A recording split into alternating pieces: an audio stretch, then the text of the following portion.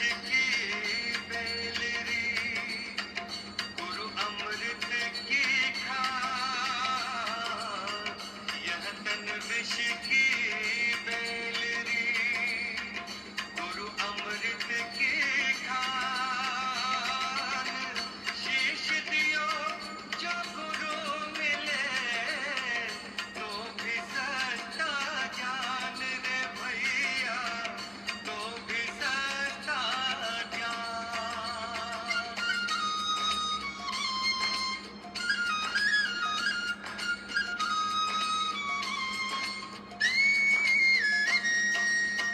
सब धरती कागज करूं, लेखन सब वनराज, सब धरती कागज करूं, लेखन सब वनराज, सात समुद्र की मसी करूं, गुरु गुण लिखा न जाए कबीरा, गुरु गुण लिखा न जाए।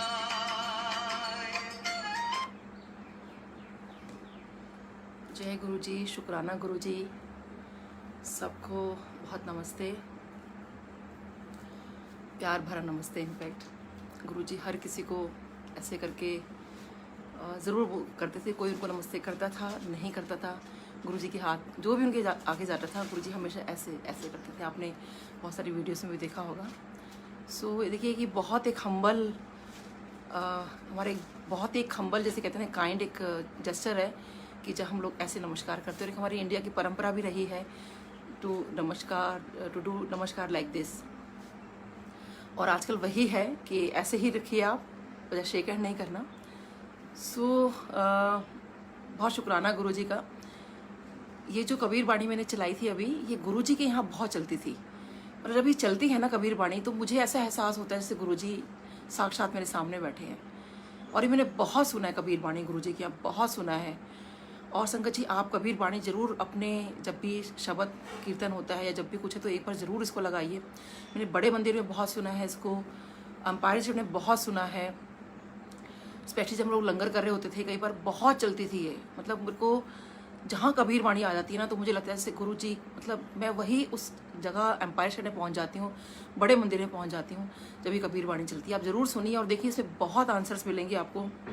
बहुत ही खूबसूरत है कबीर बाणी।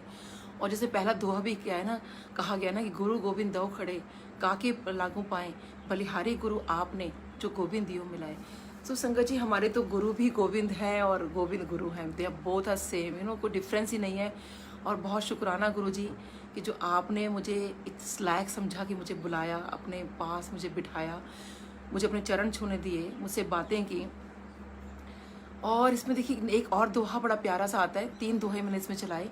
और उसमें एक दोहा ये आता है कि सच में अगर हम अपना शीश भी काट के दे दें ना, अपना सर भी अगर काट के गुरु रख दें, तो वो भी अगर हमें गुरु ने दर्शन दे दिए हैं या जो उन्होंने हमें अपनी शरण में भी बुला लिया है, we are the chosen one, तो वो भी कम जान, वो भी बहुत कम है अगर हम लोगों ने अपना शीश भी काट के दे दें तो। So this is very true कि हमारे गुरु के लिए तो सब कुछ कहते हैं ना, जान कुर्बान, सच में ये बात। लेकिन वो सच में वो चीज़ आती है श्रद्धा और विश्वास से। फिर इसमें ये बोला एक थर्ड जो आता है इसमें कि सारी धरती को अगर आप कागज़ बना लो, लकड़ियों जो है वो कलम बना लो, और जो ओशन है सारा उसको आप स्याही बना लो, आप तब भी वर्णन नहीं कर सकते। सच में मैं संगत जी बता रही हूँ, उस टाइम जब मैंने गुरुजी को देखा था, आई थिंक आप शायद तो हमसे ज़्यादा ब्लेस्ड हो कि बिना देखे उनको भगवान मान रहे हो। बट बीइंग एन ओल्ड संगत, वैसे तो नया पुराना कुछ नहीं होता, बट सच में हमने उनको उस तरह से भगवान नहीं माना। और लेकिन शायद वे भी उनकी भी लीला ही थी कि वो एक पर्दा हमारे पर डाल रखा था कि अगर हमें उस टाइम पता चल जाता तो सोचिए अब गुरुजी को नहीं छोड़ते हैं हम लोग। सारा दिन मैं गुरुजी को भी हक करती हूँ, कभी कुछ करती हूँ, तो उस टाइम तो पता नहीं फिर मैं क्या करती रहती। सो खैर हमारी जो गुरुजी का मैं थोड़ा सा कोशिश करूँगी डिफरेंस सुनाने का। और जो मैं थोड़ा सा बता रही थी, गुरुजी से मैं जो जुड़ी थी, मेरा झगड़ा हो गया था मेरे हस्बैंड से बहुत ज़्यादा, तो लड़के पहुँची थी मैं वहाँ पर। बट देखिए वो गुरुजी है ना, वो शायद it was a blessing in disguise. वो हस्बैंड वाइफ का झगड़ा होना भी मतलब ब्लेसिंग्स थी कि 2000 से हमें कॉल आ रहा था कि गुरुजी के यहाँ जाना है, बट सोचो हम 2004 में पहुँचे। शायद वो गुरुजी ने देखा ये तो वैसे आ ही नहीं रहे हैं, तो हस्बैंड हमारा झगड़ा हो गया और झगड़ा करके मैं घर छोड़ के चली गई सीधा गुरुजी के पास, क्योंकि पाल आंटी हमेशा कहते थे कि गुरुजी भगवान है, गुरुजी भगवान है। तो मुझे लगता था भगवान जी मैं आज आपके पास ही आ रही हूँ, मैंने ऐसे ही बोला था इनफैक्ट। सो आपको बड़ा भगवान भगवान करती हैं वो। तो बहुत शुक्राना मेरे उस मालिक का, उस भगवान का, जिन्होंने मुझे बुलाया और मतलब अपने दर्शन दे दिए। सो ऐसे ही जब मैं गुरुजी के पास हमारा फिर जाना शुरू हो गया, और देखिए गुरुजी की इतनी कृपा, और संगत जी वो इतने प्यार से मिलते थे गुरुजी, सो हम्बल, सो काइंड। मतलब मेरे को सच में उनका बखान करना बहुत मुश्किल है, गुरुजी का बहुत मुश्किल है बखान करना। गुरुजी को मुस्कुराहट, गुरुजी का वो मुस्कुराना, just getting a goosebumps right now. वो सब सोच के भी ना बहुत अंदर से एकदम सिरहन से दौड़ जाती है, सच में। कई बार तो मेरी आंखों में आंसू आ जाते हैं, वो प्यार के आंसू आते हैं कि गुरुजी इतना प्यार आपने दिया। मुझे याद है एक बार जब मैं गुरुजी के पास गई तो गुरुजी मुझे कहते हैं तू कब आंधी है। तो मैंने कहा गुरुजी आपको तो पता है मेरे तो क्लिनिक होते हैं, मैं तो सुबह से लेकर रात तक मैं बिजी होती हूँ, मेरे को तो जब टाइम मिलता है मैं तब आपके पास आती हूँ। तो संगत जी आज लगता है मैं गुरुजी से तब कैसे बोल पाती थी कि जब टाइम मिलता है मैं तब आपके पास आती हूँ ना। उसके बावजूद मेरे को गुरुजी कहते हैं, but he just smile at me, और बड़े प्यार से देखा। मैंने कहा हाँ गुरुजी लाइक मैं तभी आती हूँ जब मुझे टाइम मिलता है सोचिए रब आपसे पूछ रहे हैं कि तू कब आती है, और मैं बड़े उससे अपने काम के अंदर बिजी हूँ। बट ठीक है, आपका काम भी वर्क इज़ ऑल्सो वर्शिप। सो मुझे वही लगता था एक्चुअली, जो हम लोगों ने बचपन से सीखा है अपने पेरेंट्स से, और कि भी काम जो है आपके पास सबसे पहले आपका इंपॉर्टेंट है। बीइंग अ डॉक्टर तो definitely I just can't leave my patient in between. So मेरे को जब भी टाइम मिलता था मैं उस हिसाब से जाती थी, but once in a week, जैसे हमें कहा गया था कि आप हफ्ते में एक बार जाओ, जबकि हम रोज़ भी जा सकते थे। तो सोचिए संगत जी, गुरुजी ने मुझे जब ये पूछा मेरे से और कहा, तो गुरुजी कहते हैं कोई गल नहीं, जब तेरा दिल करे तब तू आ जाया कर। मैंने कहा हाँ, मैंने ऐसे बोला। कहते हाँ जब तेरा दिल करे तब तू आ जाया कर। एंड संगत जी मैंने कहा ओके, मतलब लाइक आप सोच सकते हो संगत जी, मेरे को जब मर्जी जाने की वहाँ पर मतलब गुरुजी ने परमिशन दे दी थी मेरे को। मैं कभी भी गुरुजी से मिल सकती थी, कभी भी बात कर सकती थी। बट यहाँ पर मेरे को एक थोड़ा सा मैं ज़रूर बताना चाहूँगी कि कहते हैं ना कि आपके और गुरु के बीच में कोई नहीं आना चाहिए था। बस वो उस दिन शायद वो मेरे साथ वही हुआ। अगर वो चीज़ मैं किसी और को ना लेकर आई होती बीच में, तो शायद मेरी और मेमोरीज होती हैं गुरुजी के साथ। लेकिन शायद वो गुरुजी एक सबक सिखाना चाहते थे, एक मैसेज देना चाहते थे मुझे, क्योंकि भगवान तो एक बार बोलेंगे ना आपको, फिर भी उन्होंने मुझे 2 बार कहा जब तेरा दिल करे तब तू आ जाया कर। 2 बार बोलना क्या एनफ नहीं था मेरे लिए? बट मैंने फिर ये message somehow I will not take the name, मैंने मैसेज आगे पहुंचाया कि क्योंकि मैं हर बात मतलब आगे होता ना, गुरुजी से हमारी क्या बातें हुई, क्या चीज़ हुई, तो किसी ने मैसेज किया कि नहीं उनको गलती लगी है, गुरुजी ने कहा है जब मर्जी आने का मतलब है हफ्ते में जो 4 दिन होते हैं उसमें आप कभी भी आ जाओ, बट ऐसे नहीं चले जाना उन्होंने। सो मैंने क्या करा संगत जी, उनकी बात सुनी, बट रब ने तो बोला था ना मुझे तो जब मर्जी आ जाया कर। और मुझे लगा कि नहीं शायद ये आंटी ठीक कह रहे हैं, जहाँ से वो मैसेज आया था मेरे को, और कि इन्होंने शायद इस आंटी थ्रू मैसेज ठीक करवाया। सो मैं हफ्ते में 1 बार जाने लगी। तो सोचिए कि अगर मैंने वो बात ना उनको बताई होती, सिर्फ अपने गुरु की बात सुनी होती, तो मैं रोज़ वहाँ जा रही होती। जो आज मैं कई बार जब अपने से और ज़्यादा संगत के जब सत्संग सुनती हूँ ना, तो जब पता चला मुझे कि गुरुजी ऐसे ले जाया करते थे, ऐसे होता था वैसे होता था, तो सोचिए मेरे साथ भी बहुत मेमोरीज होती। तो गुरुजी मुझे ऐसे याद दिलाते, तेरे को तो मैंने कहा था तू जब मर्जी आ जाया कर, तेरे को ही लगा रहता था कि हफ्ते में 1 बार आना ही हो ना समाओ मतलब। बट खैर एनीवे, सो इस तरह से हम लोग गुरुजी के पास बहुत तकलीफ भी होती है कि चलो कोई नहीं, बट शुक्राना गुरुजी का, जो गुरुजी इतना टाइम भी अब बुलाते रहे। और गुरुजी के पास हम वहाँ बैठे होते थे ना, तो एक माहौल अलग ही होता था। और गुरुजी वैसे तो कभी कोई प्रवचन नहीं करते थे, कुछ नहीं कहते थे, रैंडमली कुछ कह देना। सो एक दिन जब दिवाली वाले दिन हम गुरुजी के वहाँ बैठे हुए थे, तो गुरुजी ने कहा कोई संगत कुछ उनसे कुछ पूछ रही थी। सो गुरुजी हंस कैसे जवाब दे रहे थे, तो विच आई हर्ड के मन चंगा ते सब चंगा। और किसी का घर छोटा होता है बड़ा होता है, इससे कोई फ़र्क नहीं पड़ता, दिल अच्छा होना चाहिए। तो संगत जी, ये गुरुजी की वो शब्द हैं जो मैंने खुद गुरुजी से सुने। और उस टाइम जिसका घर ज़्यादा बड़ा होता है उसका दिल इतना छोटा होता है, ये शायद मेरे को गुरुजी ने इसलिए जवाब दिया क्योंकि जिस टाइम हम लोग अपने घर में रह रहे थे वो मेरा छोटा घर था। ऑल दो वहाँ पर सारे जितने भी हमारा जो जहाँ हम रहते थे हॉस्टल अकोमोडेशन में, वहाँ आई थिंक दिल्ली के जितने भी टॉप ब्यूरोक्रेट्स हैं सभी वहाँ रहते थे, क्योंकि पहले वहाँ हॉस्टल अकोमोडेशन दी जाती है, उसके बाद अगर उन्हें शिफ्ट करना होता है in a government quarter then they shift. So फिर भी अब हॉस्टल अकोमोडेशन तो छोटी होगी, फिर भी मुझे लगता था नहीं गुरुजी बड़ा घर चाहिए, बड़ा घर चाहिए। मतलब मैं मांगा नहीं था कभी, लेकिन एक दिन में ये आता था कि शायद भाई हम मतलब छोटा घर है हमारा, शायद इसलिए गुरुजी हमारे घर नहीं आते हैं, या मतलब क्या रीज़न हो सकता है। बट यू नो कई सत्संग ऐसे सुनने को मिल गए कि गुरुजी कैसी कैसी जगह पे गए हैं। बहुत शुक्राना गुरुजी सब सुनाने के लिए और समझाने के लिए भी। सो अब कहीं वो मेरे मन में दिमाग में एक ख्याल था कि गुरुजी छोटा घर है शायद इसलिए, यू नो वो गुरुजी ने इतना बड़ा घर भी बनवा दिया, इतना बड़ा घर भी फिर दे दिया। और जबकि और मेरे बचपन से बड़ी इच्छा होती थी कि मैं I just wanted to become an IAS officer. I was just after that. और मेरे पेरेंट्स का रहा था कि नहीं तो डॉक्टर बने, तो मैं कहा चलो ठीक है, पेरेंट्स के लिए डॉक्टर बन जाते, मैं अपने लिए IAS बन जाऊँगी। सो सारा दिन हमेशा पढ़ाई में रहना और सब कुछ करना। सो मुझे बस है ना, जब मैं छोटी थी मुझे दिमाग में बस ये था कि जब जो IAS ऑफिसर बनना ना, उसका ना बहुत बड़ा घर होता है। इसलिए ना मुझे पढ़ना है। जैसे मम्मी ने दिमाग में डाला था ना, देखो तुम्हें इतना बड़ा घर मिलेगा, तुम्हें लॉन भी मिलेगा, और देखो जब तुम ऐसे पढ़ोगे तो जब छोटे होते तो होता ना मदर जब जो भी चीज़ें दिमाग में डालती है तो दिमाग में बैठ जाती हैं। तो मुझे बस वही था कि नहीं बड़ा घर होगा, बड़ा घर होगा, यू नो। और सोचिए कि जिस घर में अभी हम रह रहे हैं, जिस IAS पूल का एकोमोडेशन है, वो कैसे गुरुजी ने चेंज करवा दिया है ना जनरल पूल, और वही लॉन मिला, और यू नो गुरुजी की बहुत कृपा है। इनफैक्ट इससे भी बड़ा अब हमें घर मिल सकता है। मतलब गुरुजी ने ऑप्शन छोड़ा हुआ है, बड़ा ले लो छोटा ले लो, मतलब यू नो मतलब वो दिमाग में कैसे हर चीज़ को क्लियर करते हैं गुरुजी। ऐसे ही हम लोग गुरुजी के पास जाते थे, और गुरुजी ने कभी वहमों से हमें बहुत दूर रखा, हर चीज़ को भी वहम नहीं, कुछ नहीं। एक बार जैसे मैं दिवाली वाले दिन, जिस दिन ये बात बता रही हूँ मैं, मन चंगा ये सब चंगा वाली बात है, उसी दिन की बात है। मैंने दिवाली वाले दिन ब्लैक कलर के कपड़े पहने थे, ब्लैक एंड समथिंग गोल्डन। मेरी फेवरेट ड्रेस जो मैं पहन नहीं पाती थी, just because my mother in law कहते थे कि नहीं फंक्शंस पे या कोई त्यौहार हो तो ब्लैक कलर नहीं पहनना चाहिए। और संगत जी मैं घर से निकल गई, टोटली हैप्पी, यू नो, पूरा दिवाली का, क्योंकि मुझे लगता था गुरुजी के यहाँ तो इतना लोग हैप बनकर आते हैं, यू नो, जैसे पूरा कोई बड़ा फंक्शन, कोई शादी का फंक्शन होता है इस टाइप से। मैंने कहा चलो यहाँ तो, क्योंकि मुझे ना तैयार होने का बहुत शौक रहा है, बहुत मेकअप करने का और वो करने का। तो मैंने कहा चलो गुरुजी के यहाँ तो आप बहुत अच्छे से तैयार होके जा सकते हो, तो पूरा full makeup and you know पूरा ड्रेस्ड अप और ब्लैक एंड गोल्डन। लेकिन मैं जब घर से निकल गई तो मुझे लगा, मैंने कहा कि ये ना हो कि आज मतलब दिवाली वाला दिन है, मैंने काले कपड़े पहने हुए हैं, कोई मुझे टोक ना दे कि कोई काले कपड़े पहनकर आता है।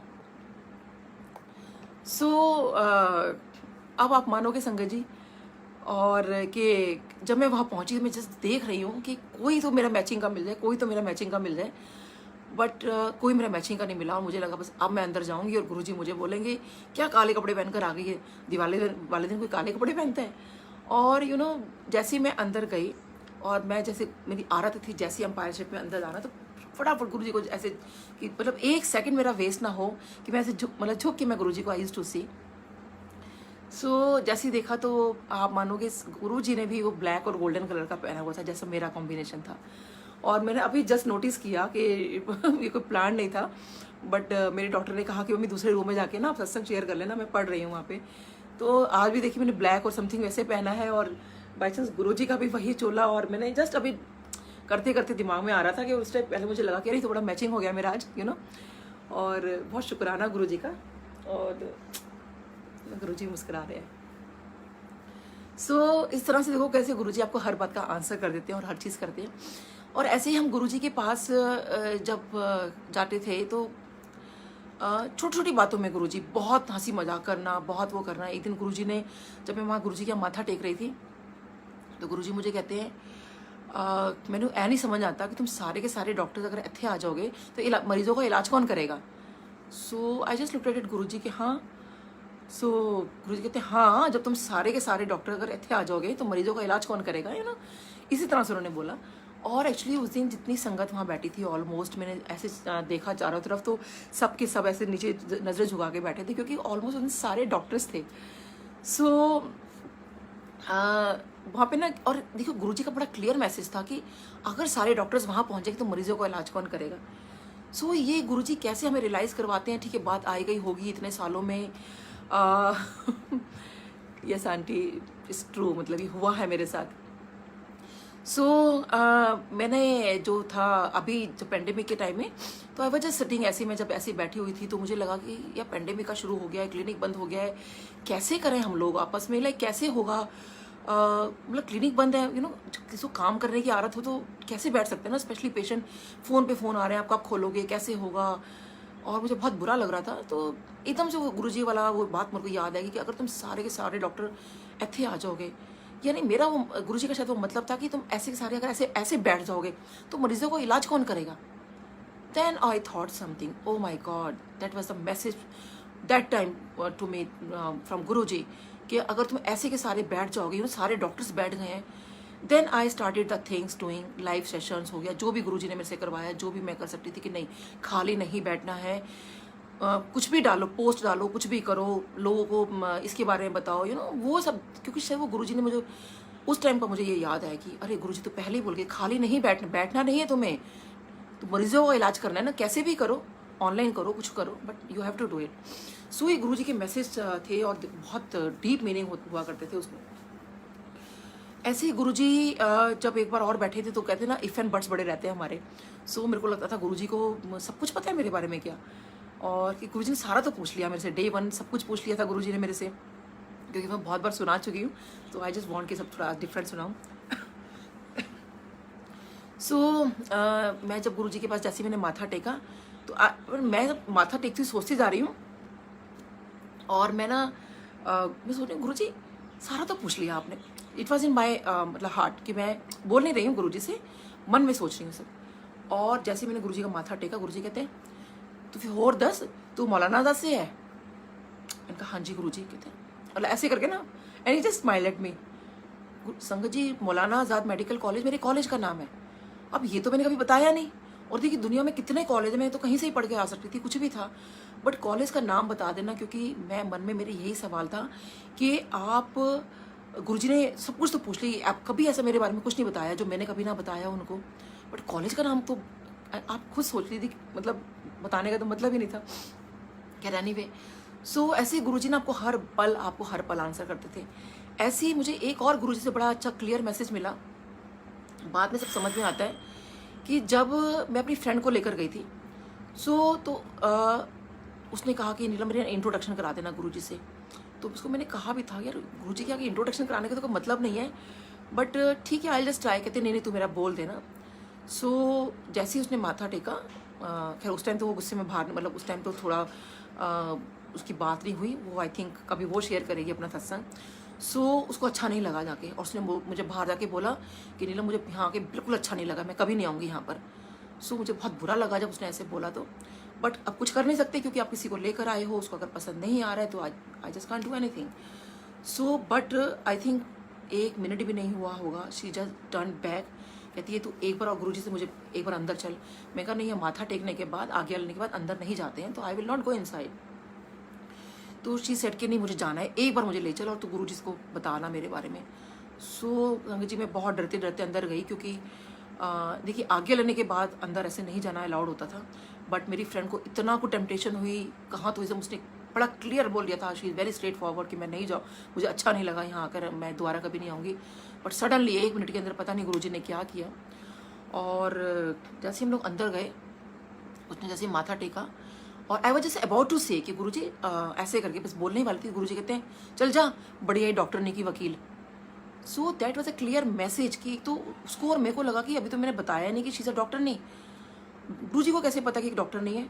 और दूसरा कि चल जा, बढ़िया डॉक्टर ने की वकील, इट मीन्स कि मेरे को वकालत करने की ज़रूरत नहीं है, मैंने अपना काम लाके कर दिया, अपनी फ्रेंड को गुरुजी के चरणों में मैं ले आई हूँ, अब गुरुजी जाने और वो जाने, और उसका कनेक्शन। तो इसलिए गुरुजी ने मुझे और मतलब वो कर दिया। This a clear cut message कि जब आप भी किसी को गुरुजी से जोड़ते हो तो आप उसको उनको जोड़ो, बट आप और फिर वो जाने और गुरुजी जाने। सो और आज संगत जी मेरे से भी ज़्यादा शायद वो इतनी गुरुजी की बिलीवर है, मैं आपको क्या बताऊं। कई बार मेरे को थोड़ा सा इफ एंड बट्स आ जाता है, वो मुझे कस के डांट लगा देती है, क्योंकि कॉलेज फ्रेंड है तो वो उसको डांट लगाने का हक भी है, और वो गुरुजी से बहुत ज़्यादा जुड़ गई। सो ऐसे ही गुरुजी हमारे बहुत छोटी छोटी चीज़ों में हमें आंसर करते थे। ऐसे ही एक बार मुझे वहम चढ़ा कि नवरात्रों में प्याज खाना चाहिए नहीं खाना चाहिए, और सोचिए नवरात्रों वाले दिन ही मैं गुरुजी के यहाँ पे गई हूँ और मैं मन में सोच रही हूँ अच्छा गुरुजी अभी बस लंगर प्रसाद होते हैं ना, मैं गुरुजी से पूछूंगी, क्योंकि हम लंगर प्रसाद करने के बाद ही गुरुजी से बात किया करते थे। सो जैसे अभी मैं सोच ही रही हूँ और लंगर प्रसाद के अंदर संगत जी आप मानोगे नवरात्रों का दिन था उस दिन, मेरे को जहाँ तक ध्यान है, may be I don't remember actually. So मैं बताती नहीं कौन सा दिन है, मुझे याद नहीं कौन सा दिन था, but it was a Navratra. So प्याज खाना चाहिए कि नहीं खाना चाहिए, और संगत जी बिलीव मी उससे पहले कभी नहीं हुआ, उसके बाद कभी नहीं हुआ। जिस दिन ये क्वेश्चन मेरे मन में था उसी दिन हुआ ये कि मेरी नहीं जितनी उस दिन सलाद मतलब सॉरी जो लंगर प्रसाद आया था उसके अंदर जो प्रसाद था वो था सलाद का, दैट वाज अ प्याज का प्रसाद, जो गोल काट के जो करते हैं ना, मतलब उसमें कोई मिक्सचर नहीं, कोई कुछ नहीं, क्लियर कट प्याज थी। And I just looked eight Guruji and Guruji was smiling at me कि लाइक मतलब सो पूछने का मतलब नहीं, क्योंकि उन्होंने तो कहना बिन बोले सब कुछ जानता, तो मेरे बोलने से पहले ही उन्होंने ये क्लियर कर दिया कि प्याज खाने में कोई, तो उस टाइम सोचिए नवरात्रों में खा रही हो प्याज, वहाँ तो मना ही नहीं कर सकते ना, गुरुजी के आगे तो वैसे ही मना नहीं कर सकते। So this is how Guruji gives you answer के कोई वहम नहीं, कोई कुछ नहीं। हम गुरुजी के यहाँ पे देखिए कोई सर पे कपड़ा डाल के नहीं जाते थे, हम ऐसा कुछ नहीं करते थे, ड्रेसेस में लोग चले जाया करते थे, बट क्योंकि शायद ना गुरुजी हमें जो हम कलयुग के जो लोग हैं ना उनको ऐसे ही जोड़ना चाहते थे। बट मेरे हिसाब से ये है कि लाइक हाँ, जैसे मैंने कई पुराने संगत से सुना है कि गुरुजी कहते थे कि आइडियली सर पे कपड़ा लेना चाहिए, you should cover your head specially while reading some ग्रंथ और समथिंग, यू नो।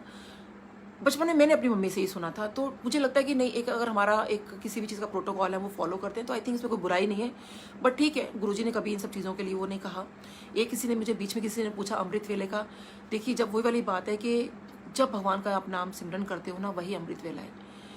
देखिए कनेक्शन क्या है, जो अमृत वेले में क्या होता है वो क्यों बोलते हैं, क्योंकि उस टाइम डायरेक्ट कनेक्शन कर रहे होते हैं, क्योंकि कोई शोर शराबा नहीं होता, कुछ नहीं होता। बहुत अच्छी बात है, क्योंकि ब्रह्म मुहूर्त हमें हिंदुओं में बोला जाता है, डेफिनेटली उस वक्त बहुत ही प्यारा मोमेंट होता है। उस टाइम कोई उठ पाए तो ठीक है, लेकिन जिस वक्त आपने दिल से भगवान को याद कर लिया वही आपका अमृत वेला है, वही आपका टाइम है। क्योंकि कोई फ़ायदा नहीं कि आप घर में कितने काम कर रहे हो, कुछ भी कर रहे हो, कुछ भी आप काम कर रहे हो, अगर उसमें भी अगर आपने भगवान को दिल से याद कर लिया ना, सो आपने समझो भगवान को याद किया। अब देखो भगवान हमारी कैसे मदद करते हैं। अभी पीछे जनवरी की बात है, अभी जब पेंडेमिक स्टार्ट नहीं हुआ था, सो मेरे को ना संगत जी इंजेक्शन लगाने से बड़ा डर लगता है। मेरे को फोबिया है, ड्राइविंग से फोबिया हो गया मुझे, और एक हो गया मुझे इंजेक्शन लगाने से, जो हम पेशेंट को एलए लगाते हैं, वो लोकल एनेस्थीसिया। सो ये मेरे लोकल एनेस्थीसिया में बहुत सालों से नहीं लगा रही हूँ, ऑलमोस्ट 20 ईयर्स। तो सोच सकते हैं मेरी प्रैक्टिस में भी बहुत फ़र्क पड़ा इस बात से। पर ठीक है, मुझे लगता था कि नहीं, देखो जो काम कर रहे हैं ना दिल से करो, कोई टेंशन, वो कोई फ़ायदा नहीं कि आप एक टेंशन में काम कर रहे हो, क्योंकि मुझे लगता था नहीं किसी पेशेंट को कुछ हो ना जाए एलए लगाने से। सो ठीक है, मेरा काम समहाउ काम चलता रहा। आप मानोगे बिना एलए के पेशेंट को दर्द नहीं होता था जब मुझे कोई काम करना होता था, और मुझे जहाँ मुझे लगता था कि एलए लगाना पड़ेगा तो मैं पेशेंट को मेंटली प्रिपेयर करती थी कि या तो मैं आपको कहीं और भेज देती हूँ, रेफरेंस कर देती हूँ, या कुछ करके। आप मानोगे कुछ कैविटी कर रही हूँ, रूट कैनाल कर रही हूँ, पेशेंट को पेन ही नहीं होता था। वो जब तक मेरा जो काम जो इंजेक्शन वाला काम होता है कि इसको जो सिम्टम्स होते हैं उसको एसिम्टोमेटिक कर देता है, वो गुरुजी पहले ही कर देते थे। मैं क्या करती थी, चेकअप करने से पहले जय गुरुजी, क्योंकि गुरुजी का नाम लिया और वो मेरे को केनाल्स भी आराम से मिल गई, सब कुछ हो गया।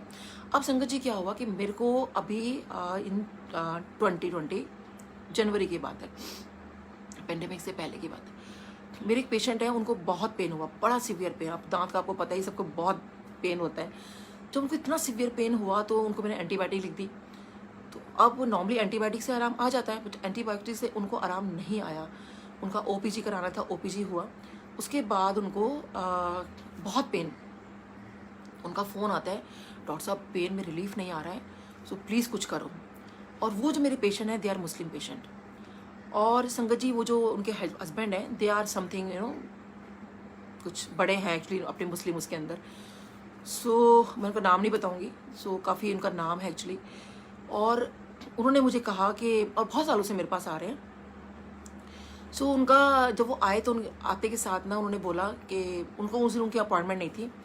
तो मैंने मेरे और मेरे पेशेंट पे ने समझ लो छोटे बच्चे से लेके बड़े, मतलब हर तरह के पेशेंट थे उस वक्त। उन्होंने एकदम एंट्री की, डॉक्टर साहब बहुत बुरी हालत हो रही है, इनको आप इंजेक्शन लगाओ चाहे कुछ भी करो, लेकिन आप इनका दर्द दूर करो। आप उनको तो नहीं पता ना मैं इंजेक्शन, उनके हस्बैंड को थोड़ा बहुत पता था, कहते डॉक्टर साहब कोई बात नहीं, आप इंजेक्शन लगाओ, कोई बात नहीं। बट उनको इतना नहीं पता था कि मैं इतना डरती हूँ इंजेक्शन लगाने से।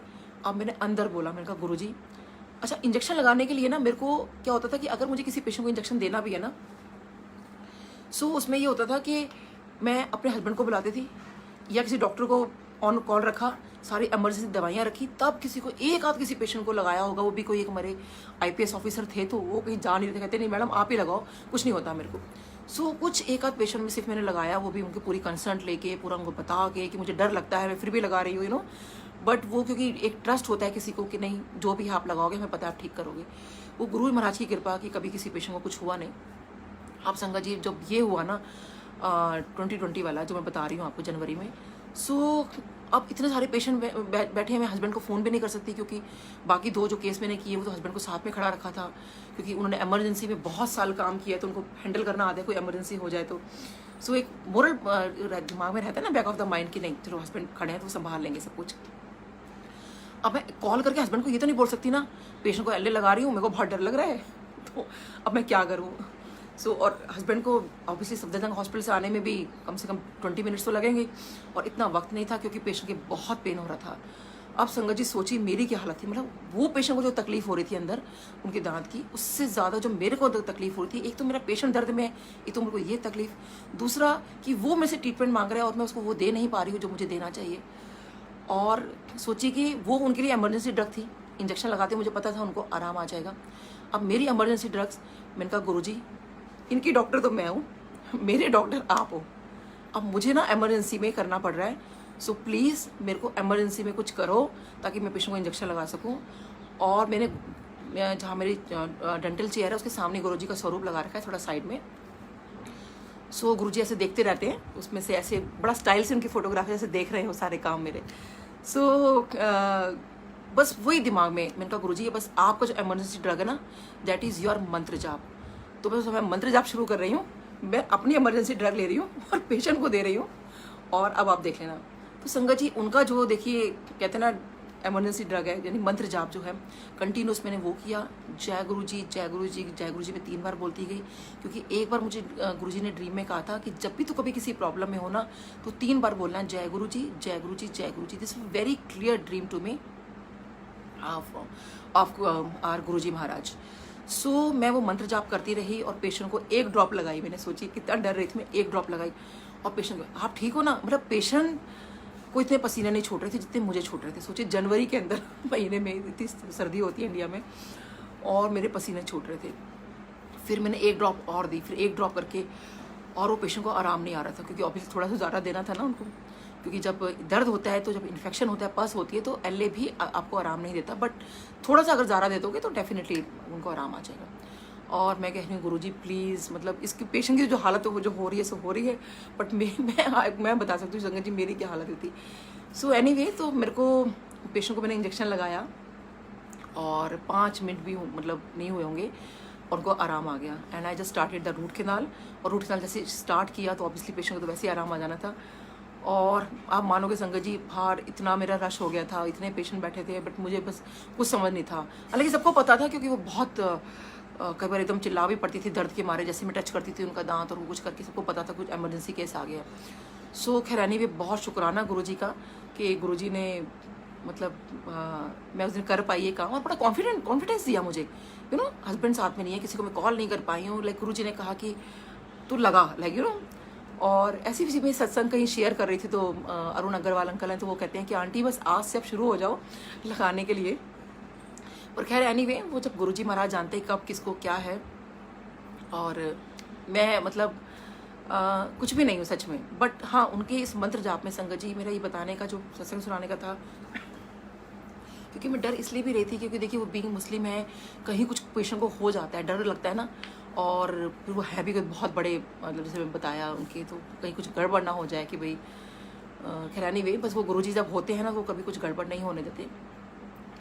तो बहुत बहुत शुक्राना गुरुजी का।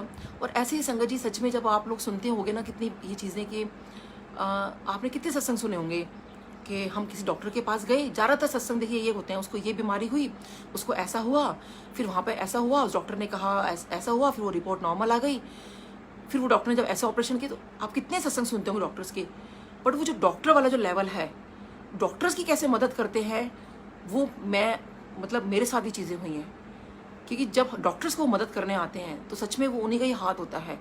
सो कितने मेरे पेशेंट्स में ऐसी कितनी चीज़ें हैं, ऐसी कितनी चीज़ें हुई हैं। मैंने गुरुजी का नाम लिया, मुझे सपोज रूट कैनाल में मुझे कैनाल नहीं मिल रही है, गुरुजी खटाए एकदम से मेरे को कैनाल मिल गई, यू नो। और कितनी बार हुआ है, मतलब एक बार नहीं, मैं कितनी बार संगत जी, और हर बार मेरे को गुरुजी कहते हैं ना गाइड करते हैं। मेरे एक पेशेंट है, मुझे मालूम है मेरे जब वो एक बार ट्रीटमेंट के लिए आए तो उनके पास मुझे, आप मानोगे संगत जी, बहुत सारा ट्रीटमेंट करना था उनका, क्योंकि ज़्यादा टाइम नहीं था। इन बिटवीन मेरे फादर इन लॉ की डेथ भी हो गई, और मैं कह रही हूँ गुरुजी एक हफ्ते में इतना सारा काम कैसे करूँगी मैं। और मैंने हाँ तो कर दी थी उनको, क्योंकि लेकिन अब फादर इन लॉ की डेथ हो गई तो मुझे ये था कि नहीं, मतलब ऐसे में काम करना ठीक नहीं है। बट और मैं कहा गुरुजी अगर एक हफ्ता मुझे और मिल जाता ना तो मैं वो मतलब इनका काम कंप्लीट कर पाऊंगी। सोचिए वो पेशेंट कहाँ मुझे कहते नहीं डॉक्टर साहब एक हफ्ते में आपको करना ही पड़ेगा मेरा, we can understand your problem, कि अभी घर में ऐसी बात हो गई है, बट आप हमारी भी प्रॉब्लम अंडरस्टैंड करोगे कि हम बाहर दिल्ली के नहीं, हम बाहर से आए हैं ट्रीटमेंट करवाने के लिए। सो पर उनके किसी डॉक्टर से इनका कोई अपॉइंटमेंट थी, उनके डॉक्टर ने कह दिया कि अभी एक हफ्ता और रुक जाओ, क्योंकि सो मतलब देखो कैसे वो मेरे को एक हफ्ता गुरुजी से मैंने मांगा था, और उसमें मेरे को 7 रूट कैनाल और 9 कैप्स और फीलिंग्स और मतलब बहुत सारा काम था। और आप मानोगे जब मैं वो काम करने लगी ना, तो मैंने कहा अरे गुरुजी मैंने काम तो हाथ में ले लिया, लेकिन ये रूट के अंदर तो जो मैंने पोस्टन कोड करना है वो तो आईडी सीधा लगना चाहिए, टेढ़ा क्यों जा रहा है, और डलेगा तो टेढ़ा ही है, लेकिन ये तो सीधा जाना चाहिए हिसाब से। तो मतलब अगर हम प्रोटोकॉल फॉलो करते हैं अपना, तो आप मानोगे संगत जी उसी नाइट को मेरे को ड्रीम आता है। गुरुजी मुझे दिखाई नहीं दिए, बट वो ड्रीम ये था कि क्लियर जो मेरे को उस पेशेंट का ट्रीटमेंट करना था, जैसे हम यूट्यूब पे नहीं देखते कि कोई चीज़ हम देख रहे हैं, उसी तरह से मेरे को ये समझ लो कि पूरा जैसे यूट्यूब मतलब कोई वीडियो चल रहा है और पूरा मुझे ट्रीटमेंट दिखाया गया कि इसका ट्रीटमेंट ऐसे होगा पेशेंट का। और संगत जी आप मानोगे वो ट्रीटमेंट वैसे ही हुआ, वो पिन जो थी डालनी थी मुझे पोस्टर कोड की, वो वैसे ही डली टेढ़ी। और टचवुड वो पेशेंट जो है आज तक वो चेकअप के लिए आते हैं और उनका बिल्कुल ठीक है।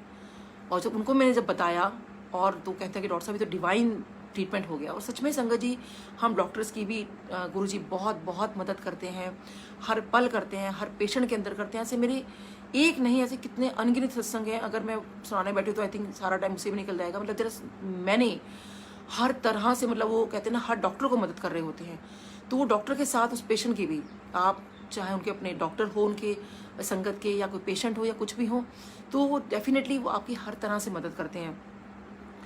एक बार मुझे गुरुजी ने कहा था, जब गुरुजी ने जिस रात को हम लोगों को लंगर अपने सामने बैठ के खिलाया था, आई थिंक आधी रात को, सो बहुत बड़ा लंबा सत्संग है, तो जस्ट कट शॉर्ट कि जब गुरुजी के यहाँ लेट पहुँचे थे, बच्चों का जन्मदिन था, सो हम लोग लंगर नहीं कर रहे थे क्योंकि पूरा फुल थे यहाँ तक। तो जब मैं गुरुजी के पास गई तो गुरुजी ने कहा लंगर किया, मैंने कहा नहीं, I was just about to say कि गुरुजी, सो गुरुजी कहते हैं पहले लंगर कर कराओ फिर बात करना, यू नो। अब जितने संगत को, सेवादार को मैंने मना किया था, तो वो मेरे पास वो डबल लंगर प्रसाद आता है। अब गुरुजी पे हमने बैठे हुए, कोई और फैमिली है नहीं खाने वाली, क्योंकि हम तो सब लोग जा चुके थे उस टाइम। तो सोचिए आधी रात को रब आपसे कह रहे हैं लंगर कर लो, और सामने बैठे हैं और लंगर करवा रहे हैं। तो संगत जी डबल लंगर प्रसाद, फिर चाय के गिलास भी आ जाते हैं, चाय प्रसाद है, हम तो उस टाइम चाय बोलते थे। और इतना सारा, जबकि फुल है हम, क्योंकि बर्थडे था बच्चों का, तो पूरा फुल हो गए थे हम लोग। सो बस ये था कि गुरुजी के दर्शन हो जाए। सो खैर गुरुजी ने लंगर करवाया, लेकिन वो शायद वो डबल लंगर प्रसाद में उस दिन मेरे को शायद गुरुजी ने बहुत बहुत ब्लेसिंग्स दी थी, मुझे लाइफ ब्लेस की थी उस दिन। फिर गुरुजी ने अपने हाथों से मेरा नाम और मोबाइल नंबर लिखा कि डॉक्टर मेरा एक काम करा देगा। मेरे हस्बैंड को कहते हैं कि हाँ जी गुरुजी, चल पर काम उनसे बोल रहे हैं, बट लेकिन वो मोबाइल नंबर, और शायद मुझे लगा शायद मोबाइल क्योंकि मेरे पास ही आया था उस वक्त। सो तो एक ही मोबाइल था, क्योंकि ऑब्वियसली उस टाइम भी मोबाइल काफ़ी लग्जरी में हो जाता था, तो क्योंकि बीइंग अ डॉक्टर मुझे तो अपने पास रखना था, इसलिए लिया मैंने। सो और प्लस मेरी मम्मा बीमार थी, तो ये था कि भाई कम्युनिकेशन हमारा अच्छा होता रहे।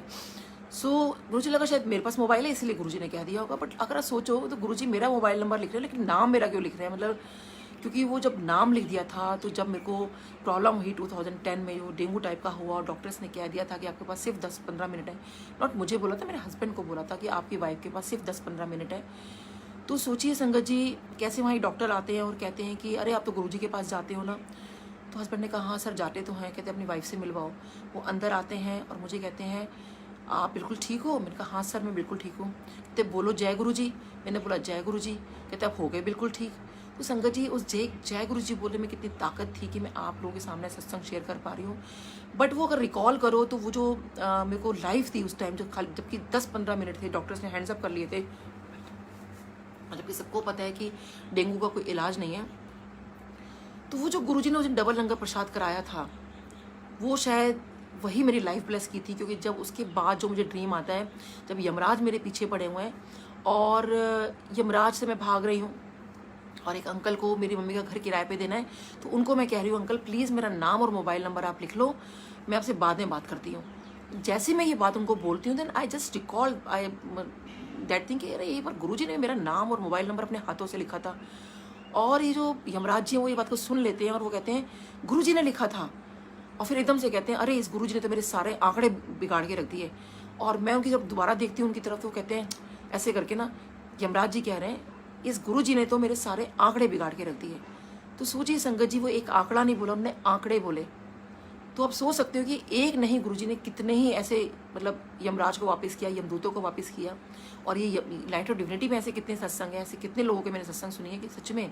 तो वो जो मेरे को लंगर कराया था उस दिन आधी रात को बैठ के मेरे रब ने, उस दिन मुझे लाइफ ब्लेस कर रहे थे। मैं अपने हाथों से जो मेरा नाम लिखा था उन्होंने, तो सोचिए कि कितना मतलब इतनी खुशी होती है मेरे को। मैं कई बार बहुत रो भी पड़ती हूँ, बहुत रोना भी आ जाता है कि मेरे रब ने अपने हाथों से मेरा नाम लिखा था। वो उसी टाइम अपने यहाँ एंट्री दे दी थी मेरे को कि अब तेरा कोई कुछ नहीं बिगाड़ सकता। सो ऐसी तो उस दिन मेरे को गुरुजी ने बोला था कि तू अपनी सहेलियों को लेकर आना और अपने पेशेंट्स को लेकर आना, जो तकलीफ में होंगे उनको मैं ब्लेस करूँगा। तो मुझे लगता था कि अरे मतलब मैं ऐसे कैसे अपने पेशेंट्स को लेकर आ जाऊँ, क्योंकि कौन बिलीव करेगा मतलब ऐसे, है ना। और तो मैंने ठीक है गुरुजी ने बोला है तो मैंने सोचा कि ठीक है। सो मैंने लेकिन मैं सोचती रही कि किसको बोलूँ मैं ऐसे। अब गुरुजी ने बोला है तो गुरुजी की आज्ञा तो माननी है। बोलना शुरू किया, लोग गुरुजी के बारे में बताना शुरू किया। शायद गुरुजी चाहते थे कि संगत जोड़ो। सो मेरी एक ऐसी पेशेंट है, वो उनका बेटा ना हमेशा, जिस दिन गुरुजी ने वो रात को मुझको बोला था कि अपने पेशेंट्स को लेकर आना, तो मेरे पेशेंट एक फैमिली है, तो एक सिख फैमिली है। सो वो बच्चा छोटा सा मेरे पास आता था। तो वो ना हमेशा ना मुझे बर्थडे मतलब विश करना, बच्चों को विश करना, हमारी मैरिज एनिवर्सरी विश करना हमेशा होता था। उस दिन लेकिन उसका फ़ोन नहीं आया। तो जब फ़ोन नहीं आया तो जब लगता है ना, जब किसी का फ़ोन हमेशा आता और ना आए तो लगता है कि क्यों नहीं आया, क्या बात हो गई, कि सनी ने मुझे विश क्यों नहीं किया, मतलब बेटे को विश क्यों नहीं किया। सो खैर एनीवे, फिर सनी का अगले दिन फ़ोन आता है, आंटी सॉरी मैं बिलेटेड हैप्पी बर्थडे, और मैं ना कल फ़ोन नहीं कर पाया क्योंकि मम्मी को लेकर ना मैं मुंबई आया हूँ। तो मैंने कहा किस लिए, क्या हुआ। तो वो कहते हैं मम्मी को टाटा हॉस्पिटल ना उसके अंदर हम लोग लेकर आए हैं। सो मम्मी ना यहाँ एडमिट है। तो देखिए 3 भाई बहन, 2 भाई और एक छोटी बहन, उस टाइम तो और भी बहुत छोटे थे, ये बात है 2004 की। तो वो छोटा सा बच्चा सोचे अपनी मम्मी को वहाँ लेकर गया है क्योंकि उसकी मम्मी को जो नेक का कुछ गले में कुछ कैंसर हो गया था और जो सीधा उनके ब्रेन में जा रहा था, और एक ऐसा कुछ होता है कि इसमें आप कीमो भी नहीं ले सकते हो आप। और वो बहुत परेशान थी, उनका गला बैठ गया था। और क्योंकि उनको तो मैं देख रही थी काफ़ी सालों से कितनी परेशान थी, उनका बोलते हैं वो लेकिन वो ठीक से समझ नहीं आता कि मतलब क्या था। तो खैर मेरे को तो आदत पड़ गई थी मतलब वो क्या बोलते थे क्या नहीं। बट एनीवे तो खैर उनको जब उसका फ़ोन आया तो मुझे एकदम से लगा कि गुरुजी ने कल ही मुझे बोला है कि कोई तेरा पेशेंट प्रॉब्लम है तो उसको लेकर आना। बट मुझे लगा कि ये तो सिख फैमिली है। तब तक मुझे नहीं पता था कि गुरुजी खुद एक सिख फैमिली से बिलोंग करते हैं। और क्या ये मानेंगे क्या, मतलब लोग मतलब गुरुजी को ऐसे, क्योंकि किसी गुरु को मानना है ना, मतलब आपको पता है हमारे इंडिया में कितने गुरु होते हैं, कैसे होते हैं। बट खैर मैं सफ़ी माफ़ी मांगती हूँ, मैं किसी को कुछ कह नहीं रही हूँ, बट इन जनरल मतलब बोला मैंने आप सबको। तो उसके बाद जब मुझे लगा नहीं गुरुजी ने ये भी तो बोला ना कोई प्रॉब्लम में हो, तो ये प्रॉब्लम में है ना। सो और कल ही मेरे को बोला और कल ही इसका फ़ोन नहीं आया, तो मैं कल ही इसको मैं याद कर रही थी। सो खैर उसको मैंने बोला, मैंने कहा बेटा मैंने आपको एक बात बोला था ना कि मैं किसी गुरुजी के पास जाना शुरू हुई हूँ। सो देखो अगर आप मम्मी को मतलब ले जा सको, मैंने कुछ बताया उनको गुरुजी के बारे में। आप संगत जी मानोगे, बिकॉज मेरे पेशेंट मेरे पे इतना ट्रस्ट करते हैं, नॉर्मली मेरे सारे पेशेंट मुझे बहुत ट्रस्ट करते हैं। उस टाइम इस बच्चे का ट्रस्ट देखो, मुंबई गया है वो बच्चा, ऑपरेशन कराने गया है अपनी मम्मा का, और जबकि डॉक्टर ने उनकी मम्मी को कह दिया था कि उसकी मम्मी के पास सिर्फ 6 महीने हैं, लेकिन फिर भी देखिए हर किसी की आस होती है कि उनका अपना बच्चा है, और बच्चे के लिए तो बहुत रहता है कि उसकी मम्मी बिल्कुल ठीक रहे। सो वो बहुत उससे गया अपनी मम्मी का। देखिए कहीं बाहर मुंबई में कहीं पर भी आप अपने घर से बाहर चले जाओ तो ईजी नहीं होता ट्रीटमेंट करवाना। मतलब आपको वहाँ रहना है, सब कुछ आप इंतज़ाम करोगे, सब कुछ करोगे, हर चीज़ आप करोगे। सो ये मंडे की बात है और उसको मैंने ये बात बताई कि ऐसे ऐसे गुरुजी वाली बात है, और ट्यूसडे को उसकी मम्मी का ऑपरेशन होना था। सो मैंने बोला कि भाई गुरुजी ने ऐसे बोला है। सो आप मानोगे संगत जी, मेरे को अगले दिन फ़ोन आता है, आंटी हम मुंबई से वापस आ गए, आप अपने गुरुजी के पास ले चलोगे हमें। मैंने कहा अरे जो ऑपरेशन होना था।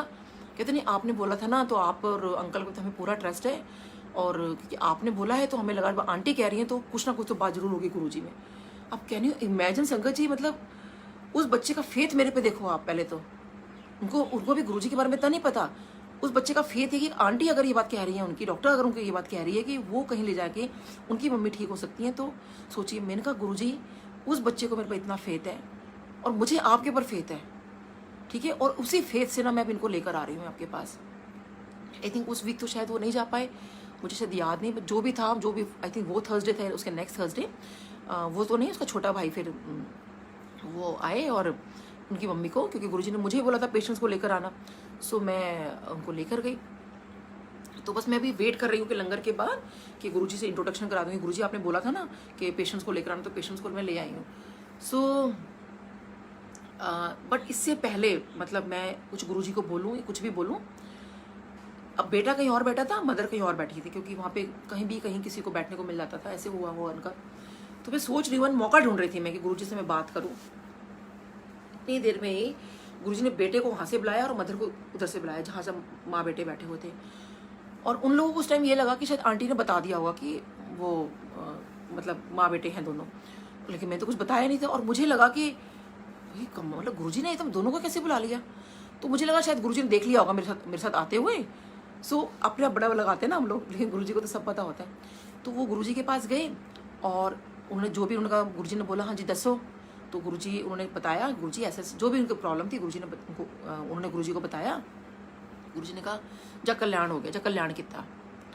सो अब वो आ गए, तो मैंने कहा हाँ गुरुजी से बात हो गई। कहते हैं हाँ आंटी हम गुरुजी के पास गए, गुरुजी ने कहा जा कल्याण किया। कहते आंटी बस इतना ही बोला है। मैंने कहा अच्छा बस इतना ही। संगत जी आप सोच सकते हो कि हमें कल्याण किया तो ऐसे लगता था ऐसे ही, मतलब और कुछ नहीं बोला। और हमें नहीं पता था उस टाइम कल्याण कितना ऐश कर, उसमें कितनी बड़ी ब्लेसिंग्स है, कितनी बड़ी चीज़ें हैं। मतलब ये तो हम सुनते थे तो लगता था कि ओहो इसके आगे कुछ नहीं, बस इतना ही बोलोगे। सो मैंने कहा अच्छा, क्योंकि शायद मैं भी हम लोग ये सोचते थे कि कुछ ट्रीटमेंट बताएंगे, या हो सकता है वहाँ पर कोई डॉक्टर आए हों, शायद उनसे कुछ मतलब करवा देंगे या कुछ और बोलेंगे, यू नो, बस इतना ही बोल दिया। अब सोचिए कल्याण कितना तो कितना बड़ा वर्ड है। बाद में समझ आया कि वाह गुरुजी, मतलब बहुत शुक्राना आपका जो आपने हमें ऐसे बोला। सो खैर एनीवे वो पेशेंट वहाँ से आ गए। उसके बाद फिर मैं दोबारा उनको लेके गई, क्योंकि जैसे था उनको भी अच्छा लगा कि एक बार और चलते हैं गुरुजी के पास। फिर गुरुजी ने भी फिर उनको ब्लेस किया। फिर उनकी मम्मी का ऑपरेशन हुआ, दिल्ली में ही करवाया, LNJP हॉस्पिटल में, हस्बैंड के सुपरविजन में। सो उनका जो ट्रीटमेंट था, operation almost more than 8 hours चला। तो हम लोग बहुत डर गए थे कि इतना लंबा तो कभी चलता नहीं है, लगता है डॉक्टर से कुछ गड़बड़ हो गई है अंदर, कुछ ना कुछ बात हो गई है। बट एनीवे जब उनका ट्रीटमेंट हुआ, ठीक हुआ। और संगत जी आज की डेट में भी, आज भी शी इज स्टिल अलाइव, क्योंकि देखिए कहाँ उनको 6 महीने का टाइम था और आज भी वो बिल्कुल ठीक है। सो ऐसे हमारे गुरुजी महाराज के जब उन्होंने एक बार बोल दिया था कल्याण की था, तो देखिए वो बीमारी उनको उस तरह से नहीं है, थोड़ा बहुत है, बट वो आज भी ठीक है। 2004 से देखिए आज 2021 है ये। सो क्योंकि गुरुजी ने कहा था कल्याण कितना। सो ऐसे मेरे, क्योंकि और स्पेशली बोला था मुझे कि तेरे पेशेंट को मैं ब्लेस करूंगा। ऐसे संगत जी मैं बहुत सारे अपने पेशेंट्स को लेके गई। किसी की बेटी को मुझे याद है किडनी की प्रॉब्लम थी। एक और मेरे पेशेंट हैं, शी इज जॉइंट सेक्रेटरी, उनको उन्होंने किसी के बारे में बताया कि उनको वो बेड रिडन थी लड़की, वो कोलकाता में थी उस टाइम। तो मैंने कहा भाई एक काम करो, उसका जो लड़की है ना, आप उसका एक छोटा सा जो पिक्चर है वो आप मंगा लो, गुरुजी के आगे माथा टिकवा देंगे। सो उनको मैंने कहा था बड़े मंदिर चले जाना, तो वो समाओ या गुरुजी का स्वरूप हमारे यहाँ जैसे मेरे क्लिनिक पे लगा है, गुरुजी आके माथा टेक देना, क्योंकि उनके पास तो कोई स्वरूप वगैरह ऐसा कुछ था नहीं। सो उनको जाना था, उन्होंने कहा डॉक्टर साहब वो तो सब ठीक है, लाइक माथा टिकवा देंगे, मतलब उनको वो सब बातें मुझे उनको सब उस तरह से नहीं हो पा रही थी। तो कहते हैं नहीं आप ना सफदरजंग में एक ओपिनियन दिलवा दो हमें अगर हो सकता है तो मैंने कहा ठीक है। सो मैंने वहाँ पे हस्बैंड के पास भेज दिया, मैंने कहा आप वो कंसर्न डॉक्टरों को ओपिनियन दिलवा देना। और तो उनको ना बार बार कह रही थी, मैंने कहा देखो वहाँ पे जब गुरुजी का स्वरूप लगा होगा ना तो प्लीज़ आप ना एक बार हम कोशिश करना गुरुजी के स्वरूप के आगे मतलब बच्चे की फ़ोटो रख देना। सो खैर उनको उनके हस्बैंड थोड़ा इन चीज़ों में बिलीव करते थे, और वो संगत जी वहाँ गए और वही हुआ। उन्होंने शायद वो जैसे मैंने कहा था कि फ़ोटोग्राफ निकाल देना बच्चे की उस लड़की की, तो उन्होंने वो इस गुरुजी के सामने रखी। देखिए वो गुरुजी से ऐसा कभी नहीं मिले, बड़े मंदिर कभी नहीं गए, कुछ नहीं गए, बट शायद वो गुरुजी ने कहा भी था जो तेरे पेशेंट्स होंगे मैं ब्लेस करूँगा। मैं उस वाली बात पर बता रही हूँ कि वो गुरुजी हमेशा वादा निभाते हैं उस बात का। जिस पेशेंट को मैंने वहाँ भेजा है वो हमेशा उसका भला ही हुआ है वहाँ पे, जो वो प्रॉब्लम लेके गए उनकी सब सॉर्ट आउट हुई हैं। सो वो जो बच्ची है एक्चुअली उसने क्या किया था कि उसकी किडनी दोनों ख़राब क्यों हो गई, क्योंकि उसकी जब शादी हुई and she is a very beautiful girl, शादी हुई तो उसको कोई बेबी नहीं हो रहा था, उसको इस बात का डिप्रेशन हो गया क्योंकि बेबी नहीं हो रहा। उसने क्या करा कि क्योंकि उसका सोच के डिप्रेशन में ना सिर दर्द होने लगा था, जब उसको हेडेक होता था and she use to take Crocin, कोई भी pain killer she use to take. उसने इतनी पेन किलर्स खाई उसने कि उसको दोनों किडनी उसकी ख़राब हो गई। संगत जी सच में मतलब बहुत पेन किलर्स नहीं खानी चाहिए हर बात पर। सो इस तरह से उसकी किडनी ख़राब हो गई और वो बिल्कुल बेड रिडन हो गई थी, डॉक्टर्स ने भी ऑलमोस्ट जवाब दे दिया था। तो सोचिए वो कभी नहीं गए वहाँ पर, बट वो कहते हैं ना गुरुजी के स्वरूप, वो स्वरूप नहीं है, वो साक्षात गुरुजी हैं। और गुरुजी ने खैर वो मेरी बात का भी मेरे मान रखा, मेरी बात का भी, और वो बच्ची आज बिल्कुल ठीक है। इसको भी काफ़ी साल हो गए हैं। और देखिए तो कैसे गुरुजी हमारे करते हैं, कैसी चीज़ें कहाँ से कहाँ करते हैं, और ऐसे कितने ही अनगिनत चीज़ें हैं। एक मेरे पेशेंट की बेटी जॉब पे जा रही थी, अचानक से मतलब उनकी अपॉइंटमेंट थी, तो मैंने कहा अरे आप आए नहीं। कहते डॉक्टर साहब मैं तो आ रही थी, वहाँ से फ़ोन आता है कि भाई ऐसे ऐसे उसको परेशानी हुई है, उसको पेन हुआ है ज़बरदस्त, तो मैं देखूँ क्या हुआ है बेटी को। पता चला कि उसकी बेटी की किडनी की प्रॉब्लम है उनकी। मैं उनको वही मैंने कहा भाई ऐसा है जो मुझे ट्रीटमेंट कराओ। मेरे गुरुजी ने एक बार मुझे बोला था प्लीज़ मैं आपको एम्पायर से लेके चलती हूँ और आप चलो। अब मदर का भी था, आपके गुरुजी ने बोला है, उनको मैं एम्पायर से लेके गई और संगत जी उसके बाद जो भी वो ट्रीटमेंट होना था, that girl she is also fine today. ऐसी एक और का था, वो मंदिर तो नहीं जा पाए, बट मैंने कहा चलो आप कोई नहीं, आप गुरुजी को ही माथा टेक लो क्योंकि मेरे क्लिनिक पे तो गुरुजी के स्वरूप लगाए रखे मैंने।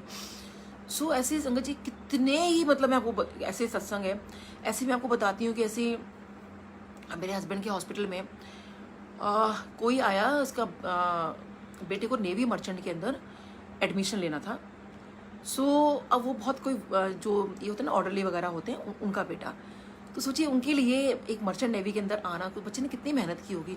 उसकी ना आईसाइट ना वीक हो गई, मतलब पढ़ के हो ही गई होंगी। उनको चाहिए होता है 6/6।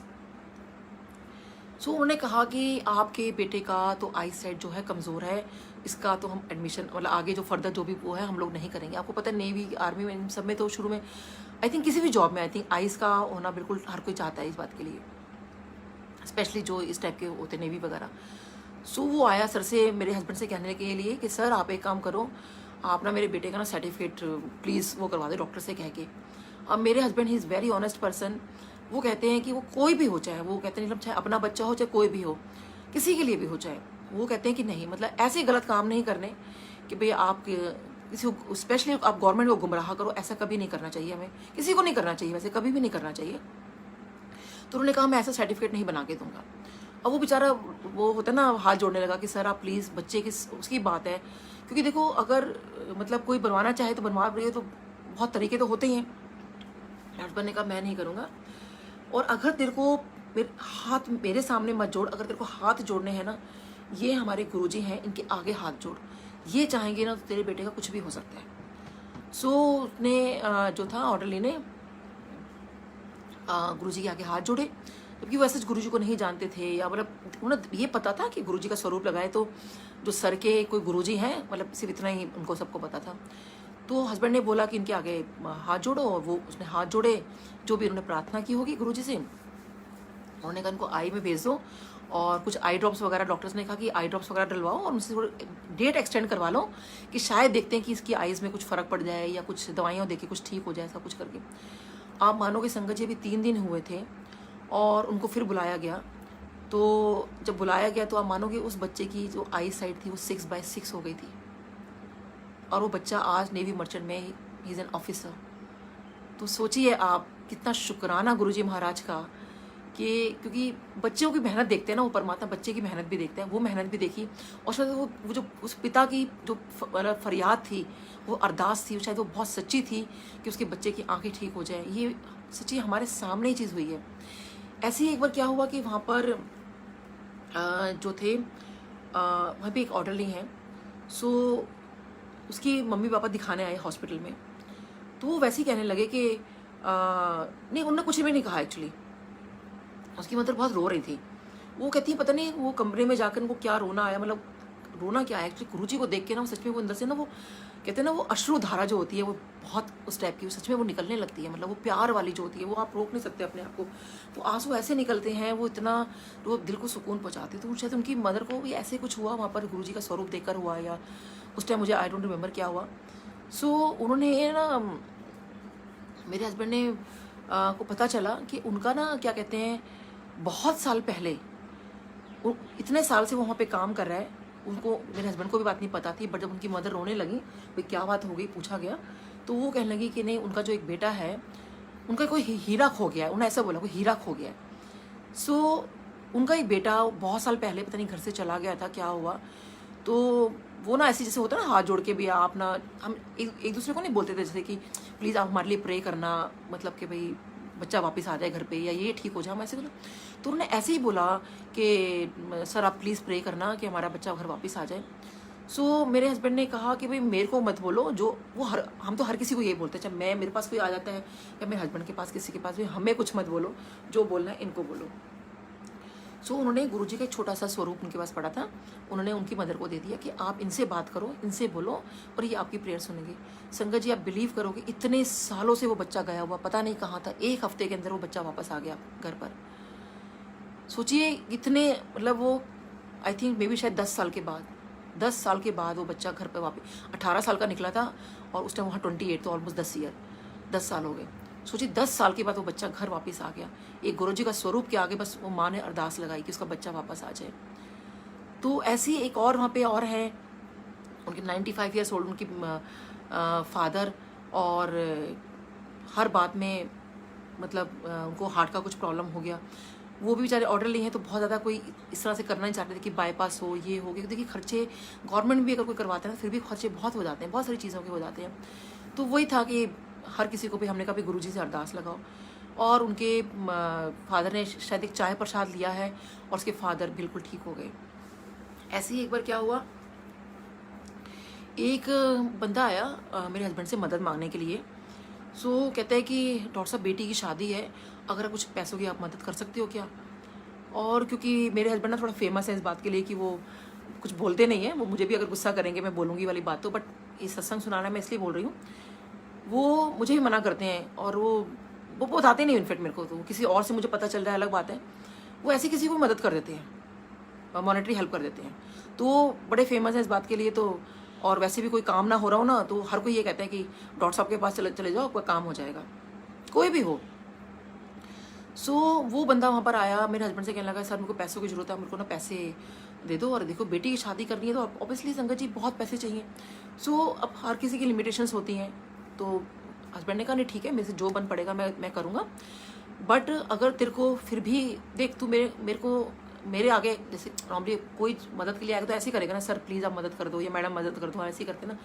तो ऑब्वियसली ये मेरे हस्बैंड को बहुत गुस्सा चढ़ता है और मुझे भी डेफिनेटली अच्छा नहीं लगता कि कोई हाथ जोड़ के हमसे कोई मदद मांग रहा है।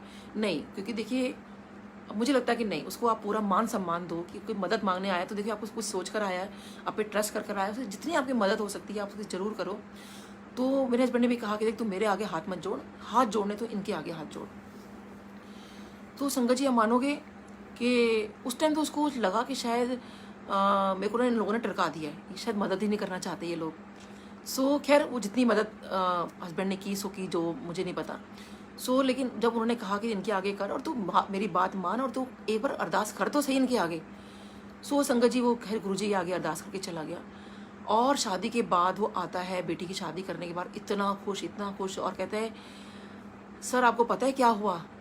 कहते हैं मैं जब इनसे अरदास लगाई, मैंने गुरु जी से जब अरदास लगाई तो मैं सबसे पैसे मांग रहा था, सबसे, क्योंकि उसने थोड़ा थोड़ा करके बूंद करके घड़ा भरता है।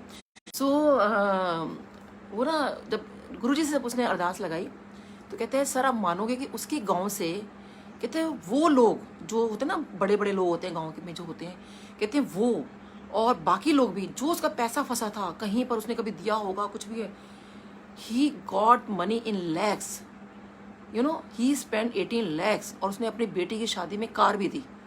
कैन यू इमेजिन संगत जी?